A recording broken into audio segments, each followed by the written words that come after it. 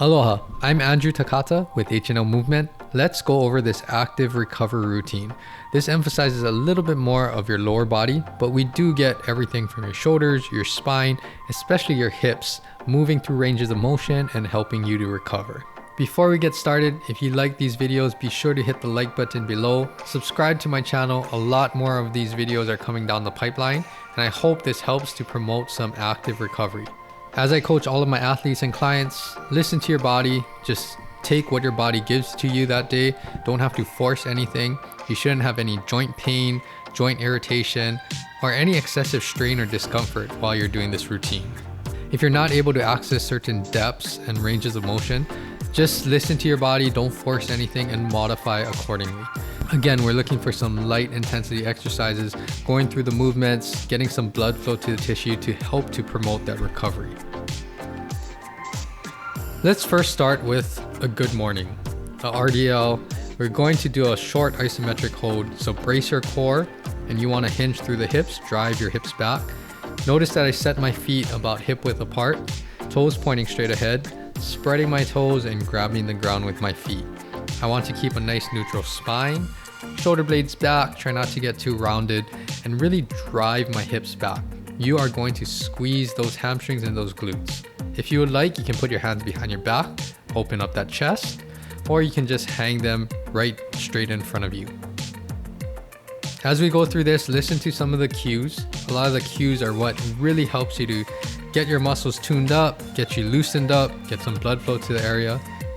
Now we're going to transition over into a single leg RDL. So I shifted my weight slowly, and I'm gonna lift one leg off the ground. I would recommend doing your weak side first. Again, I'm trying to keep my hips very square. Everything is in a straight line from my head to my heel, reaching that leg back, driving my hips back, and have good foot contact on the ground. Hold a little longer. Very good. Let's bring that leg slowly back down to the ground. Our feet are hip width apart again. Let's shift our weight over the other leg and slowly lift our leg up. Reach that leg straight back.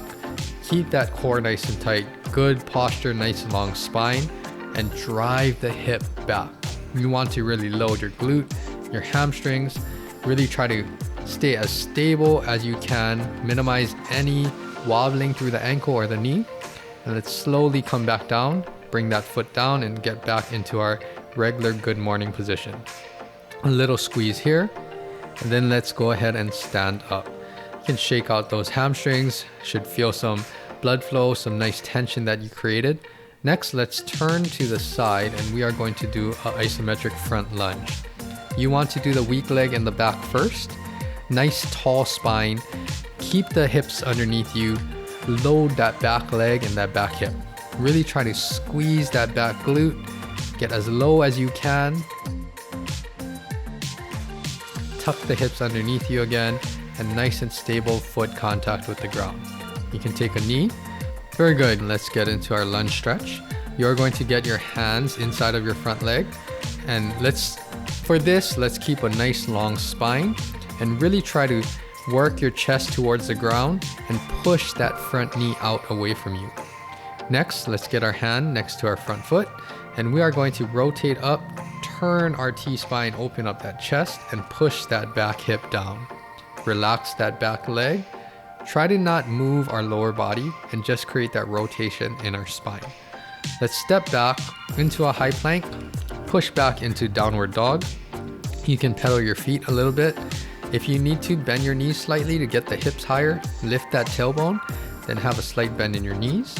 Let's get back to high plank, slowly lower down to the ground, and push up into a cobra pose or upward dog.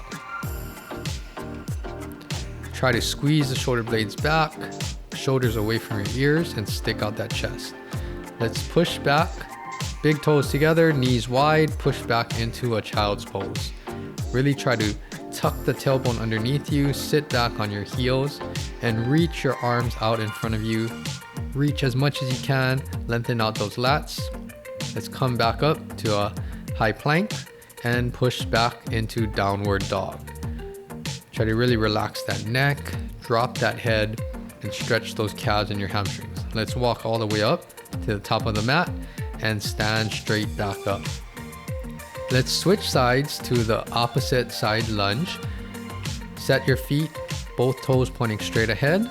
You're going to do a lunge, keep your hips square, nice and tall spine, head in line with your body. Load that back leg and squeeze that back glute. Make sure that both toes are pointing straight ahead, especially that back foot. Don't let it turn out or turn in. And very good. Drop that back knee to the ground. Let's do the lunge stretch. Get on the inside of your front leg and drive that front knee way out. You can roll on the outside of your foot. Make sure that that toe is still pointing straight ahead. And then let's get our other hand next to our foot and rotate into that front leg. Open up our chest and push that back hip down. Feel that nice stretch in that back hip flexor. Very good. Come back to the center. You're going to push back into a downward dog. Pedal those feet if you need to. Work to lengthen out those hamstrings. Work the heels down to the ground. Make sure the toes are pointing straight ahead. Let's push forward into a high plank and slowly lower your body and back into upward dog. If you want to, you can lift off your knees off the mat. If not, then rest your knees on the ground. And then big toes touching, knees wide, and push back into child's pose. Tuck the tailbone underneath you and reach with your arms as far away from you as possible. Very good. Come out of child's pose. And let's step up with your right foot outside of your arms into a low lunge position. And we are going to get deeper into this lunge stretch. So you are going to work your chest down to the ground, push that front knee out away from you. And then we are going to put our hand down and rotate up to the ceiling. Push that back hip down, open up that back hip flexor, relax the legs. Very good. Come back down to center, step back to center, and let's switch our legs. Left foot up in front. Work that chest to the ground and push that front knee far out away from you. Open up those hips. Make sure that you're breathing. Breathe through your nose. Let's do the rotation, hand by your foot and rotate into that front leg. Open up your shoulders, open up the chest, push the back hip down.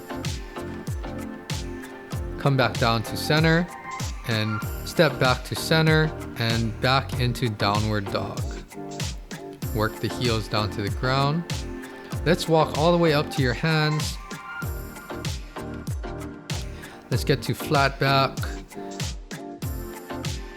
And then round back down, touch the ground. And stand all the way back up.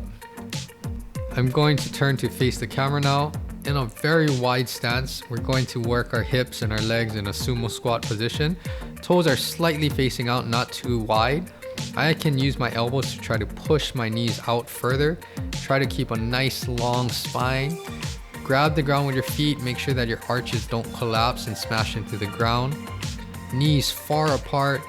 Hold here for a little bit. You can rock back and forth a little bit to find center and then stand back up.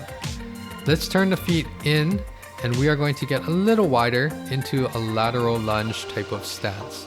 You are going to go down to one side first. I recommend doing your weak side first. Notice my feet are anchored to the ground, toes pointing straight ahead, high arches, everything's nice and stable. Push back up. Let's get down to the other side. I want to keep everything square facing forward. Hips facing forward, chest, shoulders. Also keep your hips level. And then you can push back up to center. Okay, let's widen your feet a little further. Toes can be slightly pointed out. And we are going to get deeper into a Cossack squat. You can use blocks if you need to or have them close by. Notice that I am assisting, touching the ground, and I am going to try to get as deep as I can. Try to keep your heel on the ground. Good foot contact again with the ground. High arch, knee far out, and I am going to straighten my other leg and turn that foot up so it's pointing, toes are pointing to the ceiling. Let's push back up to center. You can assist yourself back up, and let's go down to the other side. I'm trying to maintain good alignment, assisting with the ground, trying to keep a long spine, keep that chest up. Other leg is straight. You might feel a good stretch on your medial hamstring, your adductors, on your heel on that straight leg, and toes pointing straight up to the ceiling. Very good. Breathe here. Assist and push back up. Let's go back down to the other side. If you need to use the blocks, assist with the blocks. If not, fingertips on the ground or palms on the ground. Try to keep the shoulders, the hips facing straight ahead, and push back up. And let's do one more time on the other side. Again, just do what your mobility allows, what you can control. You should not have any joint discomfort, excessive strain. You control this range of motion. Push back up to center, and we are going to make our way down to the ground and get in the hip 90-90 position. So you want your front shin to be parallel with your shoulders and your back thigh, and you want to be bent at 90 degrees at both knees. And we are first going to stretch the front leg. So lean forward. Let's start with a long, tall spine. Stick out your belly button towards that thigh and feel that stretch in your front glute. Take deep breaths, breathe through your nose, and really relax into the stretch. Let's sit back up. Let's rotate our hips forward so that we lengthen out our hip flexors, get some of that adductors to lengthen out, and I'm going to work that back hip down to the ground. So my hips are extended here, and I'm trying to work into hip abduction, abduction, working the inner thigh down towards the ground. After that, let's turn into the back leg and work on further internal rotation of that back leg. I am trying to sit my hips back and get my hips to rotate into my back leg, not only my spine and my chest. I can assist on the ground and just take whatever my range of motion allows. From there, let's get that back leg, and we are going to lift it up as high as we can without moving our front knee off the ground. So you are really trying to open up your hips actively, and hold it here and breathe. Then let's slowly transition over, switch your hip and knee position so that we're on the other side, hip 90-90. Let's go ahead and lean forward, nice and tall spine. Feel that stretch in the front leg, the glute, and breathe. Breathe through your nose, relax. Perceive less tension as you're sinking into this stretch. Let's get upright, push the back hip forward into extension, and work the inner thigh down into the ground. Make sure you feel the back hip mobilizing. Just try to relax and mobilize the back hip. Don't stretch your opposite obliques too much. And then let's turn into that back leg. Nice tall spine, stick your chest out, sink the hips back and down, and turn into that back thigh. From here, let's lean back a little further. Actively open up your hips, lift that back knee up to the ceiling, keep the front knee down, hold and pull your legs apart. And then from here, let's transition back over to the other side. Let's go deeper into the hip 90-90 stretch, and you can fold all the way over, round your back, get everything stretched out. If you don't have that range, come up a little bit. If you do have that range, sink down, forearms on the ground. Let's go ahead and come back up, and let's just turn straight into that back leg. Turn your hips and your chest into that back leg, work into that internal rotation. Next, lift up your arms, and let's do that transition nice and slow and controlled without any arms touching the ground. And let's go straight into the front leg, round forward, forearms on the ground if you're able to, and stretch the front glute. I want you to hang out here, breathe through your nose, and really melt into any of that tension that you feel in your muscles and your tissues. Let's come up now and turn your hips and your chest into that back leg. Keep your knees on the ground, sit that back hip back. Feel that stretch around your hip, mobilize that back hip. Very good, and let's step back, get on your hands and your knees, and make your way up to standing. We are next going to do the windmill pose. So really wide base, toes pointing straight ahead, arches nice and high. And we are going to get into a forward bend. For people like me, we're not super flexible. I would recommend doing like a modified downward dog with your hands out in front. For those of you that are really flexible, you can reach behind your mat and stretch in that fashion. Next, let's get into a windmill pose. You are going to get one hand directly in between your feet on the ground. That is going to be your frame. And then we're going to use that arm to help us rotate our other hand up to the ceiling. Keep the hips driving back, lengthen out your hamstrings, and open up that chest, that T-spine, and rotate and reach your fingers towards the ceiling. From here, let's switch. Other hand on the ground, and let's rotate the other way. Open up that chest and that T-spine. Keep your knees straight. Really feel that big stretch in your hamstring. You're going to feel a lot on your inner hamstring of the side that you're rotating away from. And then let's release slowly, come back down, and let's get our feet together and stretch out our hamstrings a little bit more. Let's just do a forward bend, touching the ground. If you need blocks, grab some blocks.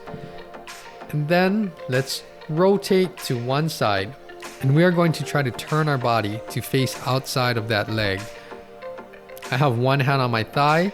If you feel like you can rotate up, you can go ahead and rotate up, get more rotation through the spine. If not, just hang on to your thigh. Very good, and release. Let's get back to center and rotate to the other side. Can turn a little further, get that hand up on the outside of your thigh. Keep your knees straight. If you feel like you want to reach that arm up to the ceiling, go ahead and do that. If not, have it right on your thigh. Very good. Release, come back down to center. Forward bend. Stretch those hamstrings. Release any of that tension and that tightness. Come up to a flat back position. You can have your hands on your knees or your shins. Let's go all the way back down. Forward bend again. Touch the ground. Keep your knees straight and slowly release out of that and stand all the way back up. Your legs, your hips, and everything got some blood flow in them. Should have went through a lot of different ranges of motion to help to promote looseness and help to promote that recovery. Very good job. Take care of your body and make sure that you recover well.